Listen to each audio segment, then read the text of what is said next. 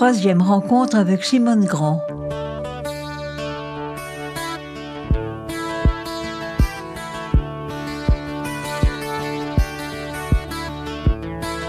Simone Grand, bonjour. Nous te retrouvons au service de la pêche. Tes diplômes ont été enfin reconnus, mais tu es une femme et tu rentres dans un monde d'hommes. C'était un monde d'hommes, mais ce que j'ai remarqué dans la société polynésienne, au niveau des pêcheurs, des professionnels, des vrais, parce qu'il y a des tas de gens qui sont des porte-parole parce qu'ils n'ont rien d'autre à faire, qui se sont crus intelligents alors que c'était des bons à rien. Au niveau des professionnels de la pêche, ils m'ont appelé maman, alors que j'avais pas 40 ans. C'est pas pour rien, c'est qu'ils m'aimaient, me respectaient et ils savaient reconnaître le travail. C'est-à-dire qu'un vrai professionnel de quelque profession que ce soit, un pro de n'importe quoi que ce soit, en jardinage, en pêche, en plomberie, il sait reconnaître quelqu'un qui fait du bon boulot. Mais les presque, ils ont été fichus de faire quoi que ce soit de bien. Ils ne savent pas reconnaître et même tout ce qu'ils ne comprennent pas, c'est suspect. Ils le vivent comme une agression personnelle. C'est ceux-là qui m'ont fait souffrir. Ce sont les presque, pas les professionnels. Alors ton action consistait en quoi? Alors je devais travailler sur les populations de poissons de lagon, c'est-à-dire aller vérifier, aller suivre les populations de poissons exploités dans les atolls des Tuamotu, parce qu'une bonne partie, il y a à peu près 600 tonnes, voire des fois plus 1000 tonnes par an qui venaient des Tuamotu et qui étaient transportés au marché de Papeete. Et donc, je devais aller vers les pays principaux producteurs, c'est-à-dire Kokura, Arotua, Apataki et aussi Rangiroa. Ce sont les îles où je suis allée. Et donc, il me fallait aller mesurer, compter d'abord, compter les poissons qui étaient embarqués sur le bateau, voir le tonnage aussi en fonction des différentes espèces et en même temps faire des échantillons de taille-poids, de biométrie, c'est-à-dire la taille et le poids des poissons, parce que quand il y a surexploitation, la taille des espèces pêchées diminue. Et donc, quand ça diminue, c'est qu'il y a une surpêche. Donc, c'était ça mon job. J'allais travailler avec des pêcheurs.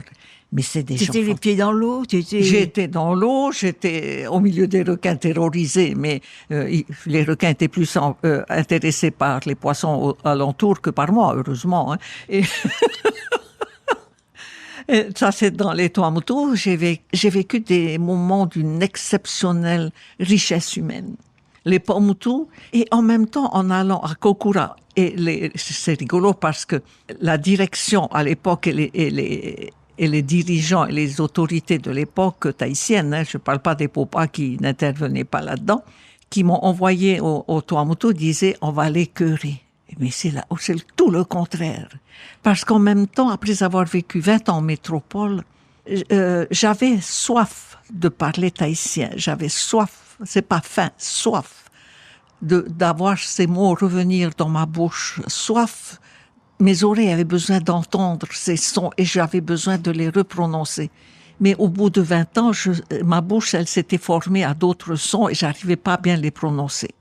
Alors, quand j'allais faire des explications devant le public et que je parlais en tahitien, je provoquais des fous rires dans la population parce que les mots mal prononcés ont un tout autre sens. Et ce sont des enfants, des gamins qui disent « Iya, Simone, j'ai pitié de toi. On va t'apprendre à parler en tahitien. Tu as oublié, hein ?» J'ai dit « Oui, j'ai oublié. » Ma bouche a oublié. Mon cœur sait encore. Ma tête sait, mais ma bouche, elle sait plus prononcer les mots. Elle dit, viens, on va t'aider. Après l'école, on se donne rendez-vous là-bas sur le Tumu-Otira et on s'en va et on va te réapprendre. Je dis, ok. Donc, c'est des petits Tuamotu qui m'ont réappris à parler tahitien. C'est extraordinaire. C'est d'une gratitude. Ce sont des moments d'une immense richesse d'humanité. Et avec les Tuamotu, j'ai vécu des moments à Kokura, à Rotua, à Pataki, à Rangiroa. J'ai vécu des moments sublimes d'humanité qui est pleine d'humour, très moqueuse aussi. mais gentiment moqueuse. Non, mais c'est les Pomoutous, j'ai dit, ils m'ont refait naître, ils m'ont permis de renaître tahitienne. Ce sont les Pomoutous. Et disons que j'ai pour eux une affection et une tendresse immense parce que ils m'ont tant apporté. Donc mon boulot, c'était ça. Et en même temps, de suivre les parcs à poissons, de faire des choses comme ça. Et puis en même temps, après, quand il y a eu les cyclones, ben j'ai fait le recensement des... Parce que quand il y a eu les cyclones, c'est moi qu'ils ont contacté. Parce qu'il dit, les politiques, ils savent pas ce qui nous importe. Toi, tu sais, puisque tu as vécu au milieu de nous. Alors, tu vas demander ça. Il dit, nous, on fait pas de la mendicité. Tout a été détruit chez nous, en particulier, c'était Kokura. On veut juste que tu nous trouves des poteaux en fer et des grillages pour nos parcs à poissons. Nous allons retourner à la pêche parce que Kokura exportait à peu près 400-600 tonnes par an sur Pop été. C'était les meilleurs, c'était les champions. Mais les champions, c'est souvent des caboches, hein, c'est des caboches extraordinaires, des personnalités très fortes. Et moi, c'était un émerveillement de rencontrer tout ça. Rien à voir avec la vie de petite bourgeoise que j'aurais eue si j'étais restée là-bas avec mes bijoux et tout le tralala, mes voitures de luxe. J'étais là dans une vie d'une richesse exceptionnelle. Alors c'est vraiment sans regret, hein. Là, je conjuguais le verbe être à chaque instant. Le verbe avoir, peut-être des fois, oui, quand j'ai faim, j'ai soif, des trucs comme ça. Mais c'est le verbe être que je conjuguais à tout moment. Et c'était magnifique. Et donc, il me disait, non, on veut pas. Ils vont venir avec les politiques, tout ça, non, on veut pas. Mais à toi, on te demande une chose et tu te bats pour nous. On se compte sur toi. J'ai dit, OK, de quoi vous avez besoin? Nous avons besoin donc de grillage parc à poissons et des piquets pour les planter. Et avec ce que nous allons produire, nous allons reconstruire nos vies. Nous n'avons pas besoin d'autre chose. Le problème, c'est que le président de l'époque est venu et a distribué. Il y a des gens qui sont déclarés sinistrés, qui habitaient dans des fareniao. Ils ont été désignés sinistrés. Ils étaient, après, une fois qu'ils sont sortis de là, des bureaux, ils avaient été déclarés sinistrés. Ils étaient pliés de rire. Ils disaient, ils sont fous, ces gens-là. Ils nous disent sinistrés, mais nous, on peut reconstruire notre farine. Oh, oui. Il n'y a pas de souci. On n'a pas besoin de tout ça. On a besoin d'outils, de reconstruire nos outils de pêche et de travail. Mais tout le reste, c'est nous qui allons faire. Et c'est comme ça qu'il y a une profusion de cadeaux qui s'est déversée dans les îles. Ah oui. Et ça fait qu'il y a une génération qui attend toujours le Totoro. Alors que leurs parents, ceux que moi j'ai connus et qui m'ont accueilli, avec qui j'ai vécu, que j'ai reçu ici aussi, eh ben, ils n'avaient pas besoin de Totoro. Ils avaient besoin d'un coup de main. Parce que quand tu es tombé, ben, il faut quelqu'un pour t'aider. Ils n'ont pas d'une prise en charge totale. Ah non!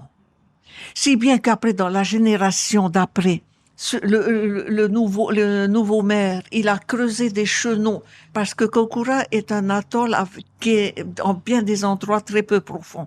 Et c'est dans ces lieux très peu profonds que se regroupent certains poissons à certaines époques. Et donc, en particulier, les maravas. Mais c'est-à-dire qu'il faut accepter de se mouiller le derrière, quoi. Hein. Il faut descendre dans l'eau, tirer le bateau, relever le moteur, tirer le bateau, marcher à travers ça. Ça fait que c'était des hommes qui étaient beaux, qui étaient costauds. Ils n'allaient pas faire de la gonflette en salle de gym. Leur vie de tous les jours, sculpter leur corps, ils étaient magnifiques. Leurs descendants à qui qu'on a gavé de cadeaux, il y a des gens, il y a une personne qui avait un bonnetier. Ça faisait 10 ans qu'il pourrissait. Il a été déclaré sinistré. On lui a payé un bonnetier qui n'avait pas demandé, mais quand les politiques sont passées, mon recensement à moi, qui correspondait à la demande des personnes, on n'en a pas voulu. Il y a Papa Noël qui est passé, qui a distribué. Ça fait qu'après, la génération d'après, elle a creusé des chenaux pour ne pas descendre et se mouiller les fesses. Résultat, le poisson, ça a provoqué de la ciguatera.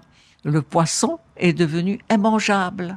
Ça fait que ces gens qui étaient riches de leur lagon sont devenus de vrais mendiants parce qu'ils peuvent plus vivre dans leur île. S'ils veulent pêcher, ils vont dans l'atoll voisin. Ils peuvent plus pêcher dans leur propre île. C'est terrible, ça. C'est terrible. Et c'était soi-disant les bienfaiteurs. Moi, j'ai une colère contre les hommes politiques. Une colère. Parce que, locaux. Parce que quand je rencontrais des hauts fonctionnaires d'État, je leur expliquais, ils pigeaient, ils comprenaient ma démarche. Mais va expliquer aux politiciens locaux. Ils se foutent de ma tête. Parce que eux, c'est des presque. Ils ont presque eu une profession. Une vraie, pas par piston. Ils ont presque eu une profession. Alors, ils veulent jouer au Papa Noël. Ils ont distribué... Oui, puisqu'il y a cette possibilité, autant en profiter. Voilà, les gens... Mais même les gens qui n'en voulaient pas, ils ont reçu. Ça fait que leur gosse qui dit, mais pourquoi nos parents nous obligent de bosser, de s'astreindre à faire certains trucs? Ben, on demande, on donne. Ça fait que ça a changé la mentalité. Ça a changé la mentalité de l'île. Ça a changé, complètement changé. Et les responsables, c'est nos politiciens locaux, pas ceux qui viennent d'ailleurs, c'est nos locaux à nous. Alors, leur indépendance, excuse-moi, je parle aussi de ça. Avec une mentalité pareille, je n'en veux pas. Parce qu'ils ont déjà les rênes en main. Et que ce soit une étiquette ou l'autre, quand ils sont au pouvoir, c'est pareil, la même chose. Alors, je n'ai confiance en aucun.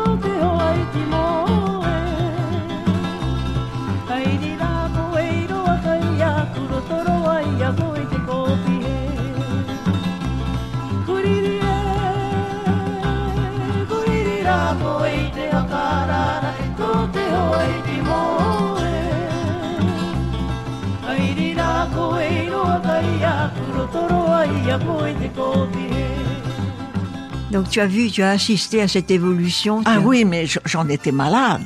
J'ai été très impolie avec certains messieurs du gouvernement. Je gueulais, j'allais hurler dans leur bureau. Mais ils me disaient, elle est folle celle-là. Ah, oui, je suis folle. Mais j'étais consternée par le saccage des mentalités que l'on faisait. D'être fier, on en a fait des mendiants. Alors que ils m'ont dit, Simone, on veut juste du new pour nos parcs à poissons et on reconstruit notre village sans autre aide. On veut juste ça. Et même si tu veux, on vous rembourse après. Ils n'en voulaient pas de la mendicité. Ils voulaient pas de l'assistanat. On les a gavés d'assistanat. Papa Noël est passé plusieurs fois. Alors les enfants, on ne peut plus leur apprendre que pour obtenir, il faut faire un effort. Papa Noël est passé. Non, on appelle Papa Noël, il va donner. Oui, ça devient un dû. Et ça devient un dû. Ça fait qu'on est aussi revendicateur que n'importe quel pauvre français râleur. Plus franique que les Polynésiens aujourd'hui, il n'y a pas. Ils sont aussi râleurs que ceux de métropole. Ceux qui détestent. Parce qu'ils détestent en fait, c'est leur propre le reflet qu'ils détestent. C'est mon interprétation. Donc, tu es resté combien de temps au service de la pêche? Eh ben, je suis restée, disons, de 80 à 92, 12 ans. Ah oui, 12 ans, Oui, ce fut de belles aventures. Et à un moment donné, si tu veux, ils voulaient faire une école, centre des métiers de la nacre et de la perliculture. Avec mon équipe, on l'a fait. Et on a mis au point Mais si tu veux, je crois que j'ai réalisé trop de choses. Ils n'arrivaient pas à suivre les presque, y compris les syndicalistes. Et disons, ils n'arrivaient pas à suivre ce que nous faisions parce qu'il y avait une dynamique. Et quelquefois, si tu veux, au départ, j'ai dit, quand il y a ça comme problème que les gens nous posent, qu'est-ce qu'on fait? Alors il y en a qui dit, moi je veux faire ça. C'était des gens qui n'étaient pas forcément diplômés. mais qui était habité par le sens du service public et qui était intelligent qui n'était pas forcément sanctionné par des diplômes. Et donc, je les encourageais et j'avais trouvé un système avec le PHE pour qu'éventuellement ils soient diplômés. Et donc, la perliculture, après, j'ai été directrice, j'ai dirigé le service de la mer, on m'a nommée co-directrice de la station polynésienne de télédétection et directrice du centre des métiers de la nacre et de la perliculture, mais j'ai jamais pensé à demander un salaire de plus pour tout ça. J'étais dans une dynamique avec une équipe de personnel, mais de qualité. Vraiment des gens super. Et en même temps, on est avec la station polynésienne de télédétection. Il y avait le problème de la perliculture qui se posait parce que après les cyclones, les lagons se sont devenus les naissins de nacre se sont mis à proliférer dans les lagons comme après chaque catastrophe. Se sont mis à proliférer dans les lagons, donc la perliculture a connu un boom extraordinaire, il nous fallait traiter les concessions maritimes et on était débordés, on avait 600 dossiers à traiter. Et alors, j'ai posé le problème au co-directeur de la station polynésienne de télédétection qui s'appelait Lionel Loubersac. Et ils ont mis en place un système d'information géographique avec mon équipe. Moi, j'ai dit, voilà ce dont j'ai besoin. J'ai défini le cahier des charges et avec mon équipe, ils ont défini le système, l'objet numérique pour pouvoir faire ce travail. Si tu veux, c'était une époque où le mot numérique était inconnu, que par une petite poignée. Et lorsque j'ai présenté, il y avait le satellite Spot qui passait, on avait des résolutions de 20 mètres, ce qui était énorme parce qu'il n'y avait pas de carte précise des atolls non plus. Et la station polynésienne de télédétection, on pouvait avoir connaître ce que nous étions en train de gérer, ce qui se passait, avec une approximation de 20 mètres, mettons 40 mètres éventuellement. Ce qui est quand même remarquable, surtout quand on n'avait rien comme repère. Là, ça a été la curée. On m'a traité j'ai été accusée d'avoir mis au point un joujou pour scientifiques, un Nintendo administratif, qu'il était inadmissible qu'un chef de service administratif se mette à se poser des questions scientifiques. J'ai le rapport là. Et disons qu'ils ont, le gouvernement et les syndicalistes aussi, ils ont pris des prétextes ridicules pour faire ça. Ils ont fait sauter toute l'équipe. Mais en même temps, le système d'information géographique qui était une première mondiale. J'ai reçu pique-ponte, j'ai été interdite de service. J'étais interdite d'aller à mon service. J'étais obligée de rester à la maison. Sans blague. Ouais. C'est scandaleux. Mais je comprenais pas ce qui m'arrivait. Je comprenais pas. On apportait des solutions à des problèmes réels, mais comme ils comprenaient pas ce qu'on disait. Mais quand on comprend pas, il faut poser les questions. Et oui. Ah non, mais en plus, ceux qui faisaient la démonstration étaient des gens qui n'avaient que le certificat d'études. Pour des gens qui avaient le BEPC, c'est insultant. Alors que les copains qui étaient ingénieurs Ifremer, ils étaient enchantés de ce personnel titulaire de certificat d'études et qui les aidait à réaliser des outils d'une importance phénoménale. J'ai été virée. Carrément. Et toute mon équipe a été virée. Sous quel prétexte alors Ben, ils en ont trouvé des plus dégueulasses qui soient, que j'avais tourné un film porno. Que j'étais ahurie, mais si tu veux, ça a été le délire total. C'était une cabale, J'ai subi une cabale qui a été menée par Hirotefa Arere et mon adjoint Chenson qui ne supportait pas de voir des Tahitiens titulaires d'un certificat d'études qui comprenaient le système d'information géographique qu'ils avaient co-conçu, sur lequel qu'ils avaient élaboré avec les ingénieurs, et lui, il comprenait pas. Il comprenait pas ce qui se passait, c'était une blessure narcissique de taille. Mon adjoint n'a pas supporté ça. Il a fait une cabale, il a harcelé du personnel. Alors lui, il a été promu et moi, j'ai été interdite de service. Je ne savais pas comment faire. Et comment tu as pris ça? Hein? Comment tu as pris ça? Très mal, j'ai déprimé. Hein? Ouais, je comprends. C'est révoltant. C'est incompréhensible quand tu te dévoues et tu apportes des solutions, parce qu'en même temps, ce système d'information géographique, il fonctionne toujours. Hein? Et le programme que nous avions élaboré pour le Centre des métiers de la nacre et de la perliculture, pour des gens qui avaient le bac, de voir que c'était quelqu'un qui avait le certificat d'études qui avait élaboré le programme. Mais ils n'ont rien amélioré au programme que ce gars-là avait fait. C'était une insulte narcissique. Et on t'a pas donné la possibilité de te défendre. Je suis allée voir un avocat et je sais pas ce qu'il a dit. Je me souviens plus. J'étais un peu dans le coltage. Je comprenais pas. L'IFREMER, tous les organismes scientifiques, ils disaient, Simone, qu'est-ce qu'on peut faire? Je dis, je sais pas. Eux, ils étaient heureux. Parce que leurs compétences, ils les apportaient et c'était directement utilisable pour le pays. Par le pays, c'était pratique. Ça n'avait rien de théorique, c'était pas des inventions, c'était des outils qu'on mettait au point et qui étaient directement utilisables. Et le directeur du service de la pêche ne t'a pas défendu? Ben, c'était moi la chef de service. Directeur, oui. C'était moi la chef de service. Et puis bon, ben j'ai été virée. Et voilà. Puis après, il y a eu une succession de chefs de service qui ne savaient pas ce qu'ils faisaient là. Mais j'essaie de comprendre, je crois que dans notre société, c'est assez classique à une période post-coloniale où, suite aux coloniaux qui se cooptaient, alors que j'étais pas très malin, hein, la plupart des gens qui ont débarqué pour diriger ici, ils n'étaient pas très futés non plus.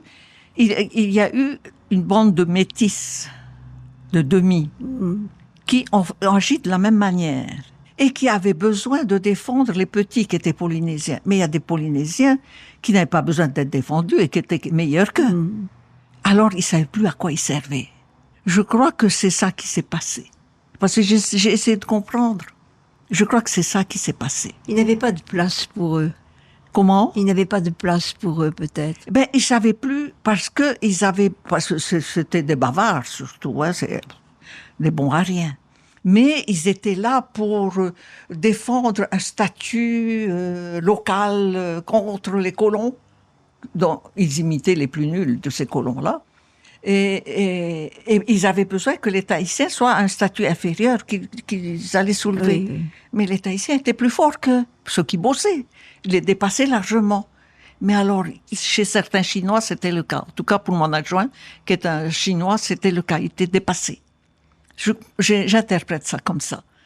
Ils se sont dépassés par des personnes qu'ils devaient dominer.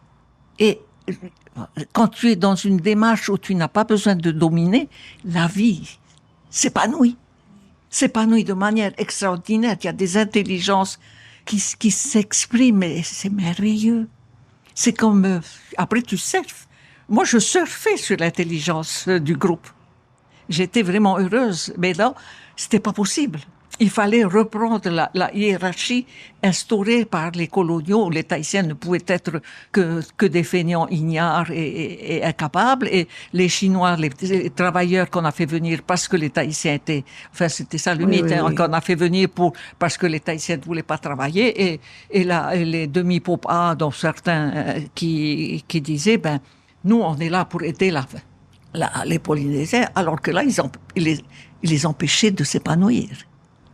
Et c'est un peu on a toujours un peu ça pour l'instant. Au niveau de la culture, je vois ça un peu. Hein. Parce que quand je vois les chefs de groupe qui se démènent, qui s'endettent, qui se mettent dans des situations épouvantables, et puis qu'il y a une nomenclatura qui distribue des bons points, alors qu'ils n'ont pas fichu de faire l'équivalent de ça. Hein.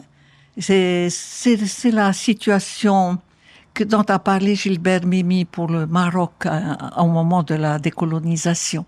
Il a observé ces choses-là. Ça fait partie des mécanismes sociaux qui se produisent à cette époque. Enfin, pour toi, c'était sur le plan personnel, c'était douloureux. C'était un désespoir. Je savais plus. Mais bon, les ministres, je les insultais en face, hein, les yeux en face des trous. Je dis, mais vous ne comprenez pas. Mais eux-mêmes, ils étaient bouleversés et déstabilisés. Bon, j'ai les documents toujours là, hein, le rapport, l'audit.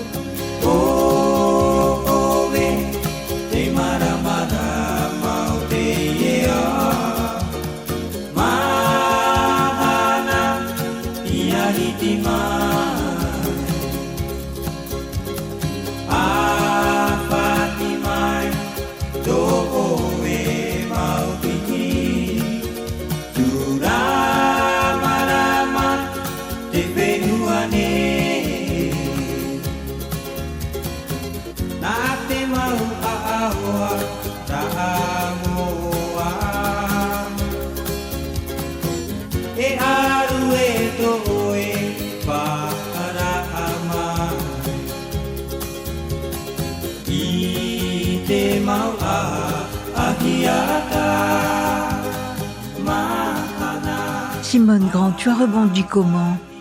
J'ai rebondi comment? Après, ils m'ont demandé d'être DIRCAB j'ai dit non, je ne veux pas être DIRCAB d'un ministre qui en sait moins que moi. C'est pas possible. S'il est ministre, c'est qu'il en sait plus que moi. Si je suis son DIRCAB, on va se bagarrer, j'ai pas envie, j'y vais pas. Et après, Gaston m'a proposé le poste de délégué à l'environnement, à la recherche. Tu étais rentré dans un parti politique? Non, à l'environnement d'abord.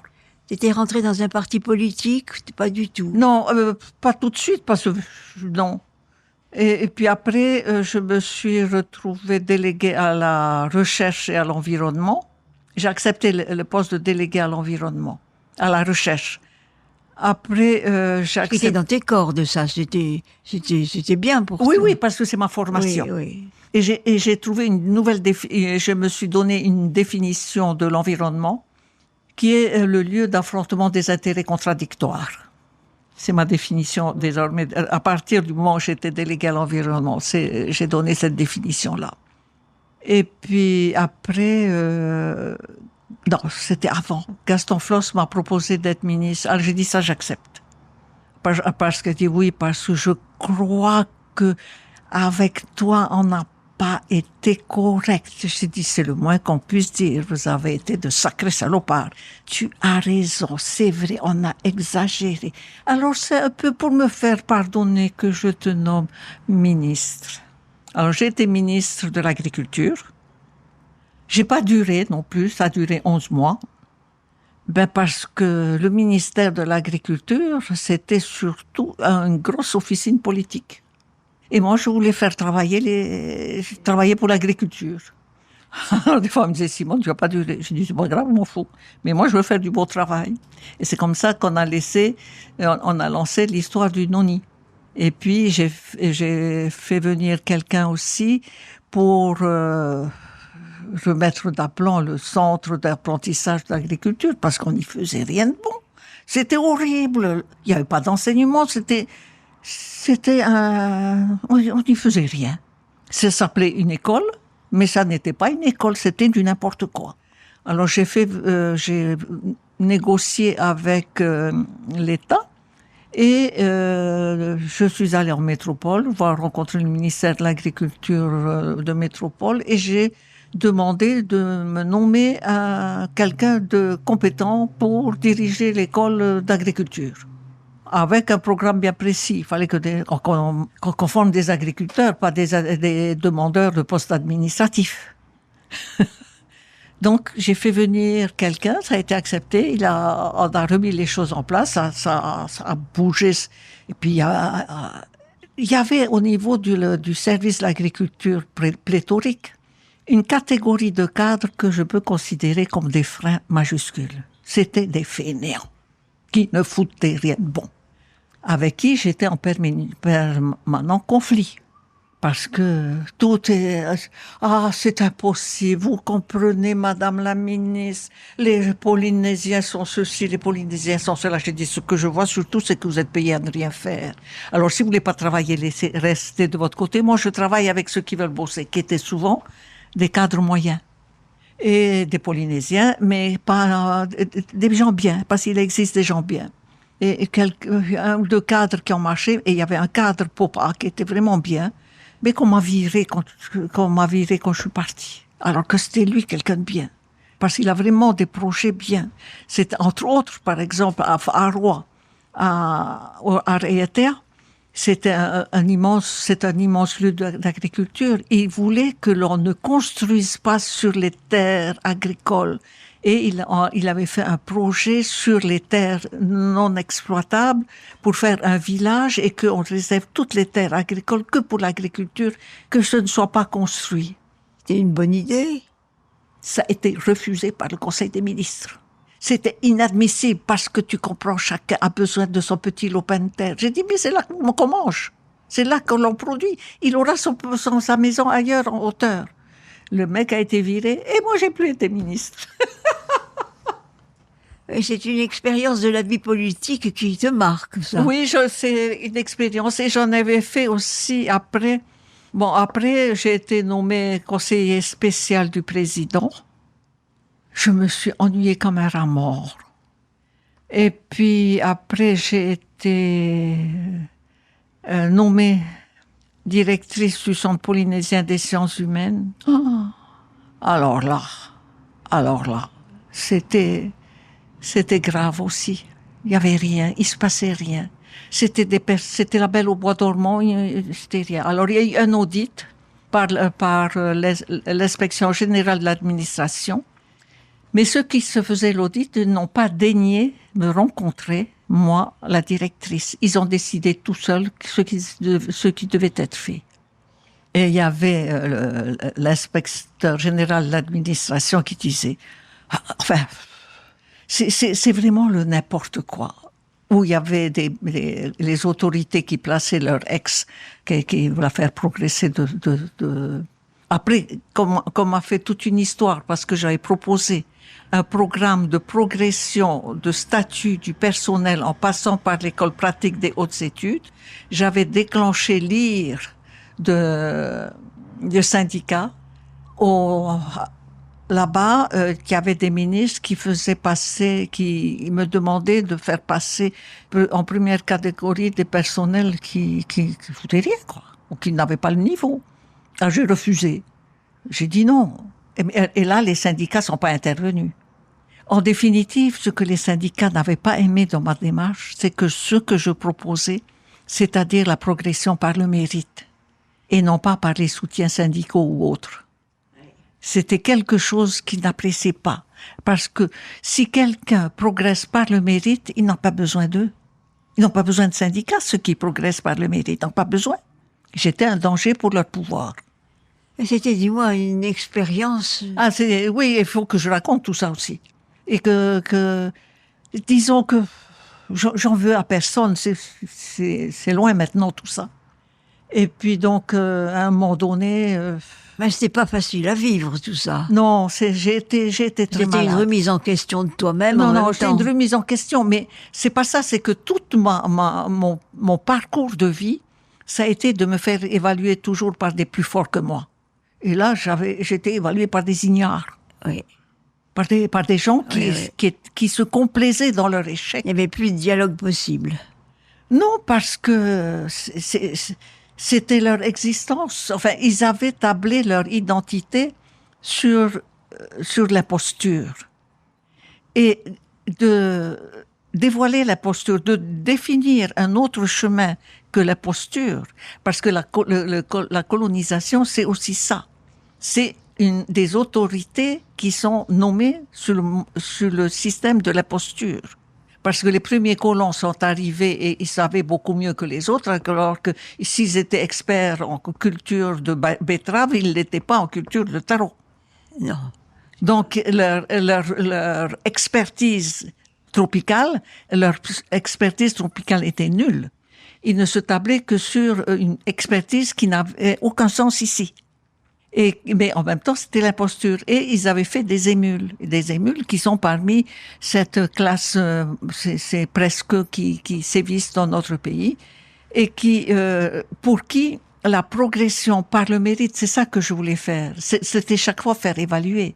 Et ça, c'est la raison pour laquelle, quand j'ai vu que le travail, la mise au point d'un système géographique par une équipe de Polynésiens, soutenus par des ingénieurs métropolitains dévoués, qui étaient des gens d'une grande qualité, se traduisent par la sanction de toutes ces personnes-là et la rétrogradation du chef de service que j'étais, je me dis que c'est pas possible. Donc c'est pour ça que quand j'ai fait mon étude sur les soins traditionnels, je me suis fait évaluer par l'université. J'ai dit je ne veux plus me faire évaluer par cette bande de crétins, c'est pas possible. Oui, il fallait être évalué par tes pairs ou par des gens supérieurs à moi. Oui. Et ça ne me gêne pas d'avoir des gens qui dans leur domaine me sont supérieurs. Au contraire, je les recherche parce qu'avec eux je progresse. Mais pour moi, ceux qui me sont supérieurs dans des domaines ne sont pas forcément diplômés. Parce que c'est auprès des pêcheurs, j'ai rencontré des gens, des costauds, quoi, hein, des experts dans leur domaine.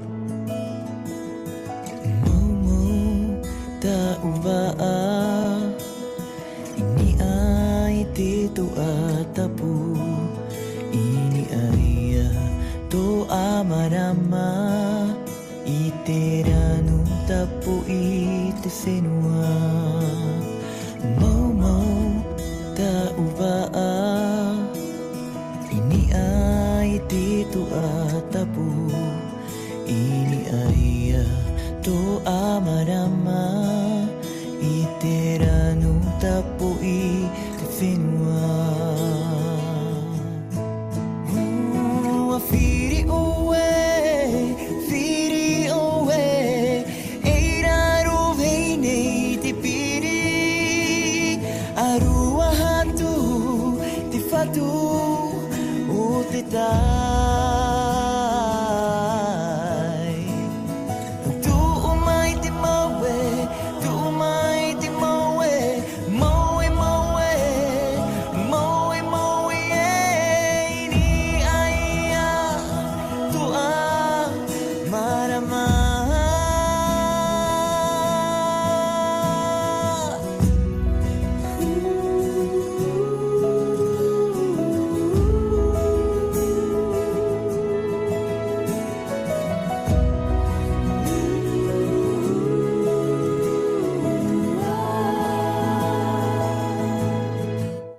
Autrement dit, le savoir et l'administratif ne sont pas en harmonie.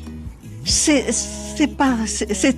qu'il y a des sinécures qui sont classiques de tout système administratif que Milan Kundera raconte de manière magistrale, dans La plaisanterie par exemple, où quand tu mets en place un système administratif, il vient pour scléroser le vivant. Si tu n'es pas vigilant, le système administratif vient pour tuer l'élan vital.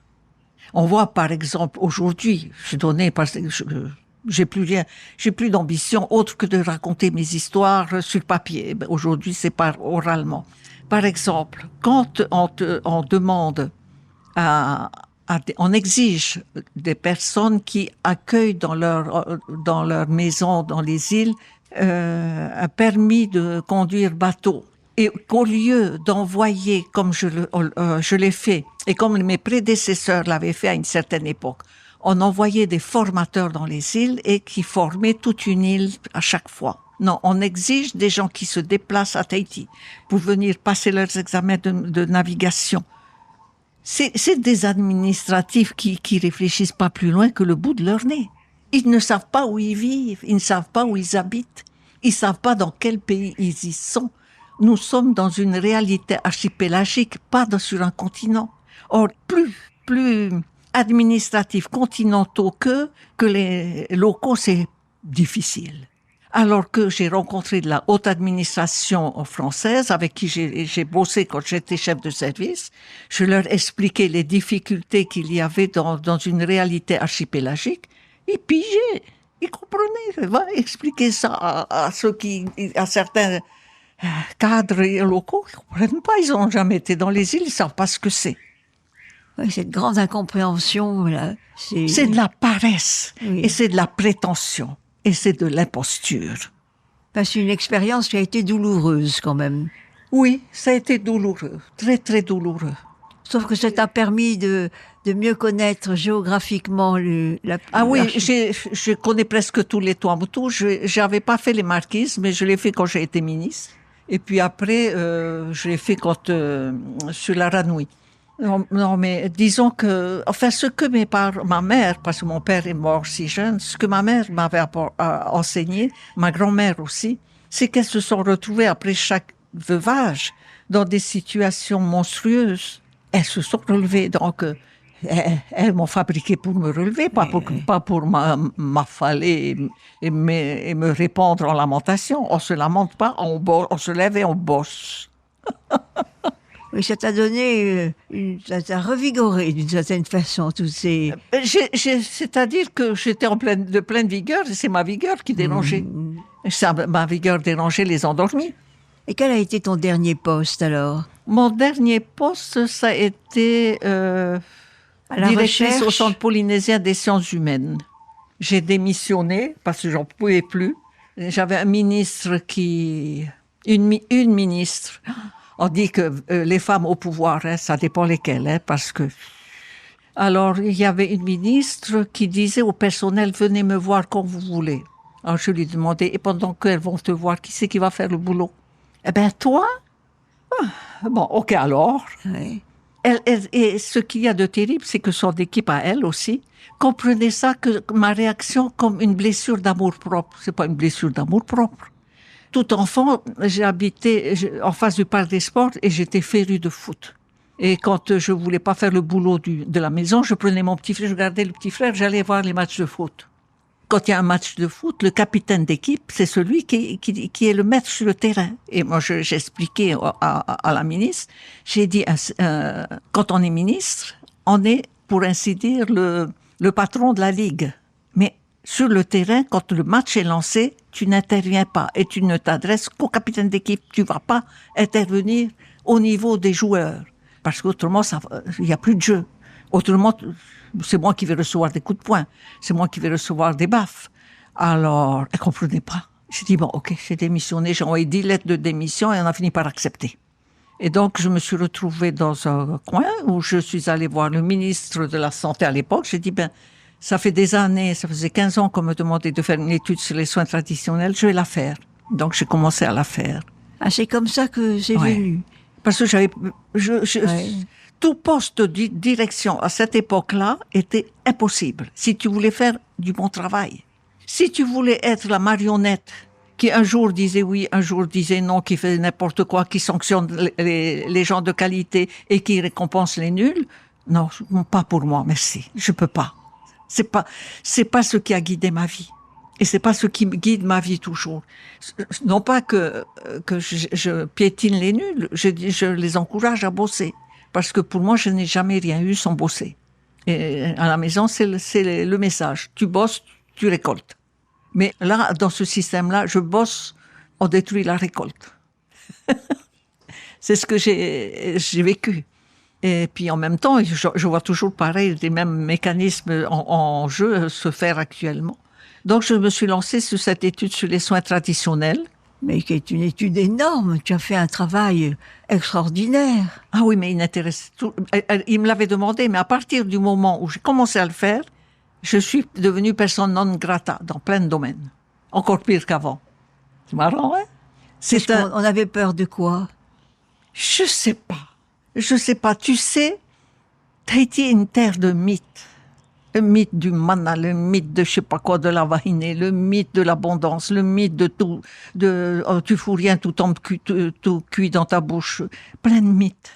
Et il existe des mythes que des gens se fabriquent et qui fait que quand tu te mets à étudier quelque chose qui concerne cette société, et que tu commences à dévoiler ce que les gens veulent garder dissimulé, tu déranges. Oui, Ils veulent pas. Oui.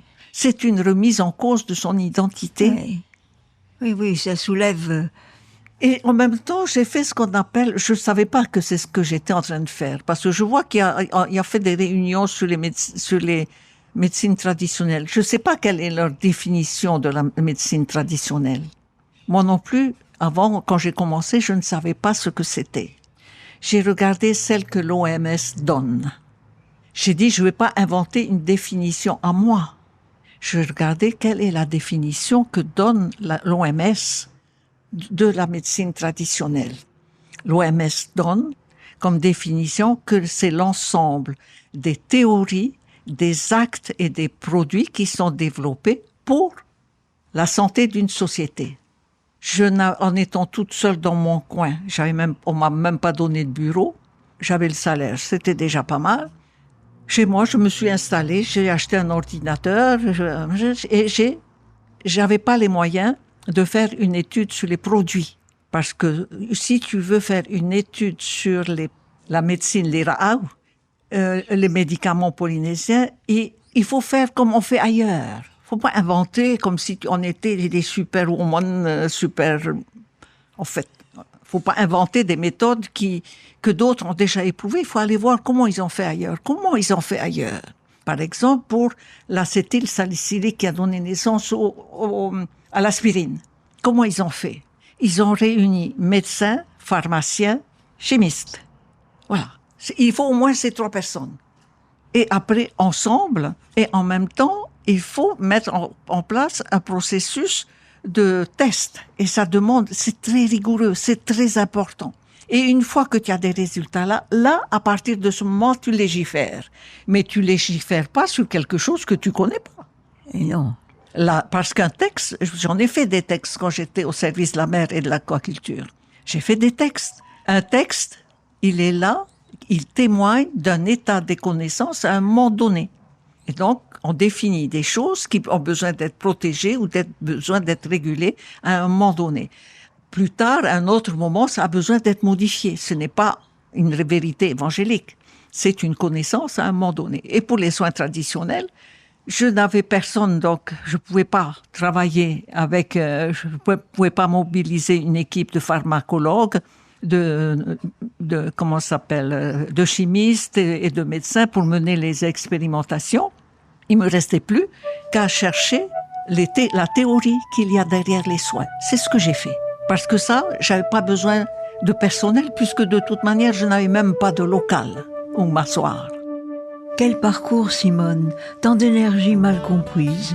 Mais tu n'abdiques pas et tu te lances dans un nouveau challenge, l'écriture. À samedi prochain, Simone. Merci à Touivre Lambert qui a réalisé cette émission.